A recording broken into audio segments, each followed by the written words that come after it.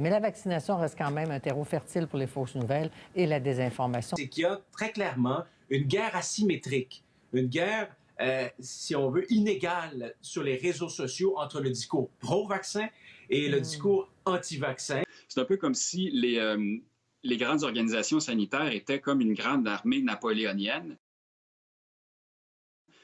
qui est très bonne pour gagner des batailles sur un grand champ de bataille ouvert où les deux armées peuvent se voir.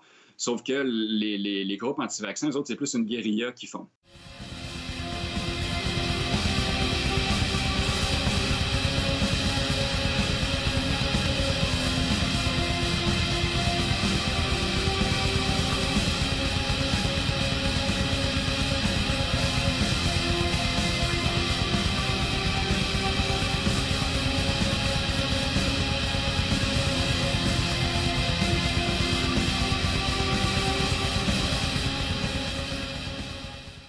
Déjà, Facebook, cette semaine, pas plus tard que jeudi, a décidé ou a annoncé plutôt la suppression au cours des prochaines semaines et des prochains mois, tout au long de cette campagne de vaccination inédite, de toutes les publications qui auront été désavouées par les autorités médicales et sanitaires.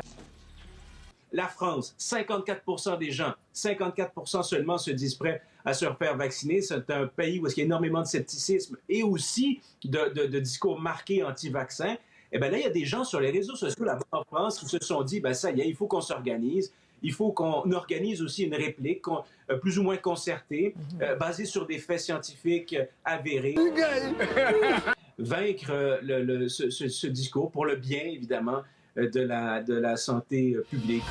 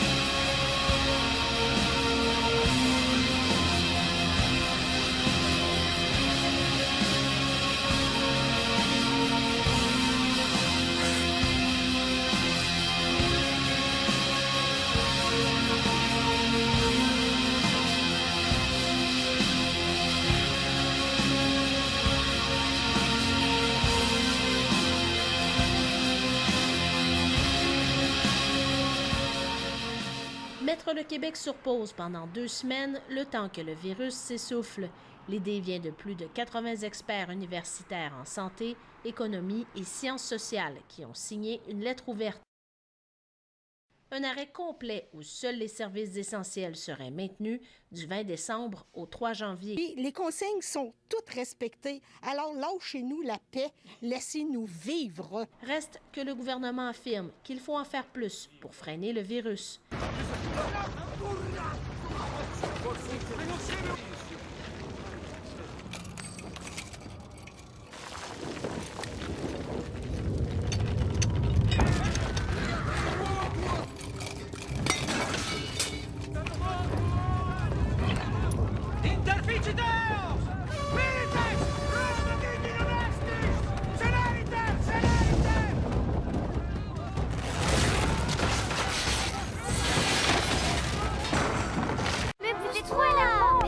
Et les filles, maintenant ça suffit, hein? Arrête de m'embêter! Regardez un film ou jouez à un truc. Allez les filles, dans le salon. Ok, Du calme. Je vous mets un film, les filles. Non, on sait le faire. On est sage et on n'embête pas papy. Les filles, regardez un film, on est dans la cuisine. C'est pour vous tous. Merci, merci.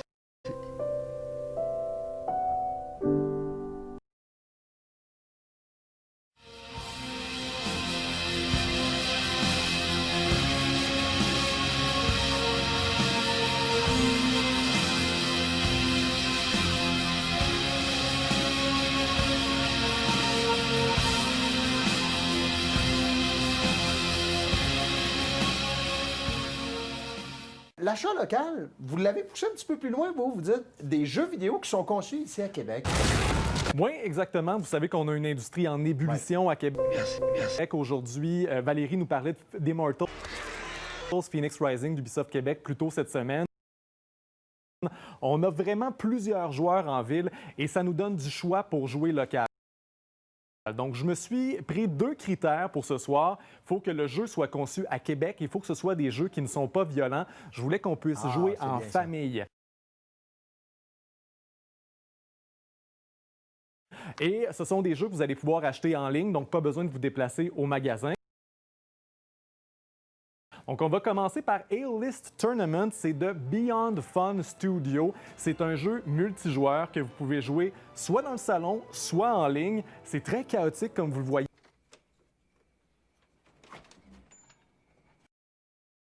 C'est coloré. Il y a plusieurs épreuves, du soccer, il y a du ballon chasseur explosif, des pistolets vortex.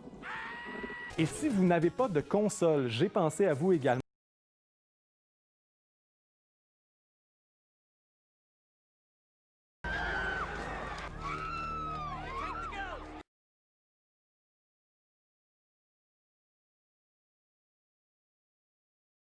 On a presque tous un téléphone intelligent, Bruno. Overloot, c'est un jeu de Beacom Studio. C'est un jeu de casse-tête. Ça ne demande pas beaucoup de dextérité, mais vous devez réfléchir vraiment rapidement. Ça a été lancé dans 5 langues, dans 155 pays. C'est vraiment drôle et c'est gratuit.